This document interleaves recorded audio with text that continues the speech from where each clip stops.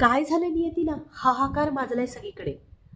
जुलै महिना चालू होऊन काही दिवस झालेत आणि तुम्ही खालती एक दिलेला व्हिडिओ पहा की ज्याच्यामध्ये आपल्याला असं दिसेल HPCL कंपनी रसायनी इथून अतिवृष्टीमुळे सिलेंडर वाहत आलेले आहेत आणि ते पाताळगंगेच्या नदीमधून वाहत चाललेले आहेत.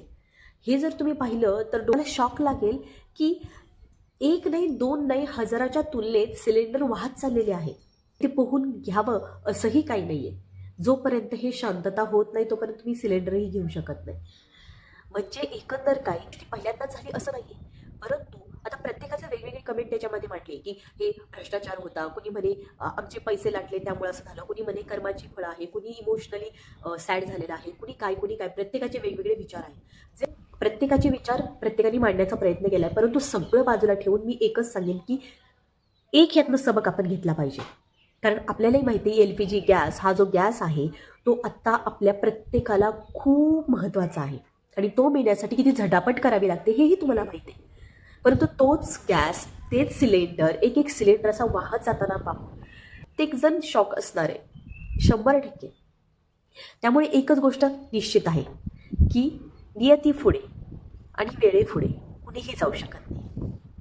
त्यामुळे ही गोष्ट प्रथम लक्षात घ्या. ही गोष्ट अशी घडेल काही दिवसात असं वाटलं होतं का? नाही. म्हणजे अघटित घटना अशा घडत राहतात. प्रत्येक गोष्ट आपल्याला नियती शिकवतीये, फक्त आपल्याकडे बघण्याचं सामर्थ्य पाहिजे. आयुष्यामध्ये प्रत्येक घटना, प्रत्येक गोष्टीचं सोल्युशन आपल्याला भेटत असतं, परंतु ते आपण पाहतच नाही. म्हणजे उत्तर समोर असतं पण आपण पाहत नाही. ह्या गोष्टी खूप महत्त्वाच्या आहेत आणि प्रत्येकाने ह्याची काळजी घेतली पाहिजे. हा सिलेंडर आता जातो आहे. पावसाचं अतिवृष्टीचं रुद्ररूप पहिल्यांदाच पाहतोय असं नाहीये. हे दरवर्षी काही ना काहीतरी घटना घडतच असतात. दरवर्षी आपल्याला काही ना काहीतरी नियती शिकवत असते. त्यामुळे जिथे असाल सेफ राहा, सेव्ह करा. आजूबाजूला पशुपक्षी प्राणी आहेत, त्यांना सेव्ह करायचा प्रयत्न करा. होता होईल एवढं. स्वतःची काळजी घ्या.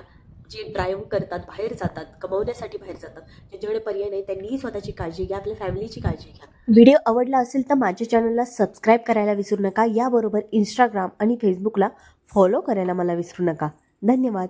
आणि नवीन नवीन विषयासाठी तुम्ही मला कमेंट करू शकता कमेंट बॉक्समध्ये. थँक्यू.